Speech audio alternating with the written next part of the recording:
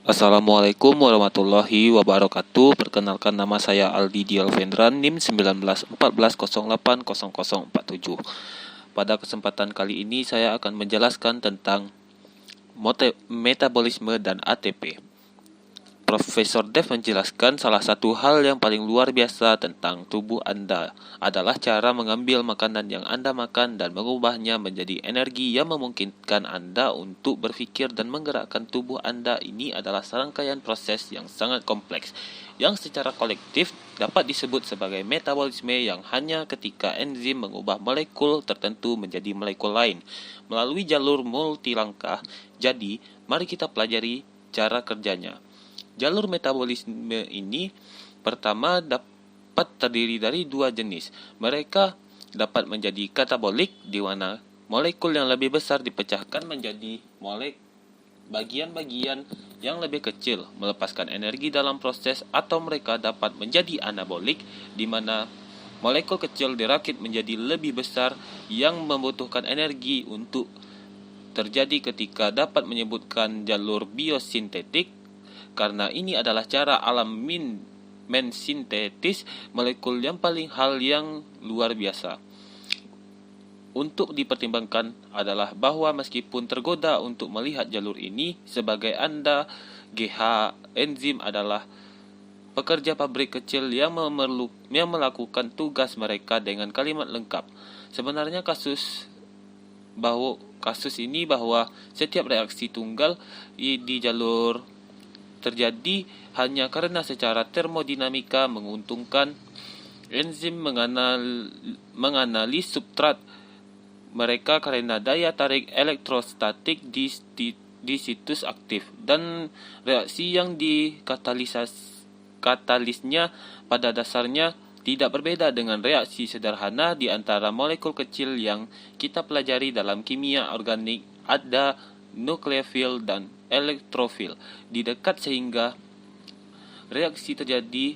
Ini berarti bahwa semua akan dibahas hanyalah konsekuensi dari gaya elektromagnetik hanya beroperasi pada biomolekul, tidak lebih dari plus dan minus, meskipun rangkaian jalur metabolisme ini terjadi secara spontan di setiap sel tubuh Anda. Beberapa reaksi terlibat bersifat endotermik dan memerlukan masukan energi untuk terjadi. Mata uang seluler, energi yang digunakan memfasilitasi reaksi tersebut disebut adenosin trisfosfat atau ATP. Pada dasarnya, hanya nukleotida RNA. Perhatikan basa adenin, gula ribosa, dan gugus fosfat. Satu-satunya perbedaan adalah bahwa dalam asam nukleat seperti RNA, setiap nukleotida memiliki satu fosfat, tetapi di sini ada 3, dan gugus fosfat ini memberi ATP sifat penyimpanan energinya. Ada banyak muatan negatif pada fosfat ini, dan kita tahu bahwa muatan berupa saling tolak sehingga ada banyak energi potensial yang tersimpan di bagian ATP ini, seperti pegas terkompresi pada bagian ATP ini, seperti pegas terkompresi yang ingin menyimpan energi potensial dan mengubahnya menjadi energi kinetik. Fosfat ini ingin dipisahkan, sehingga ketika ATP mengalami hidrolisis dan mentransfer satu gugus fosfat ke sesuatu yang lain selama reaksi enzimatik, sehingga menjadi adenon difosfat atau ADP.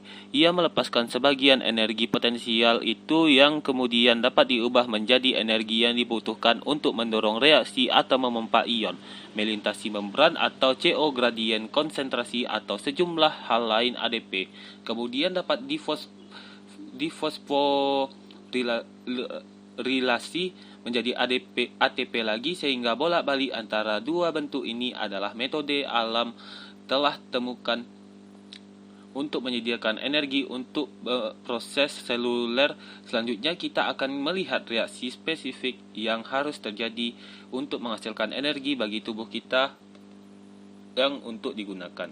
Kemudian ada ayat yang terkait tentang metabolisme dan ATP ini, yaitu surah Al-An'am ayat 145, yang artinya, katakanlah, tidak kudapati di dalam apa yang diwahyukan kepadaku sesuatu yang diharamkan memakannya bagi yang ingin memakannya, kecuali daging hewan yang mati, darah yang mengalir, daging babi, karena semua itu kotor, atau hewan yang disembelih bukan atas nama Allah.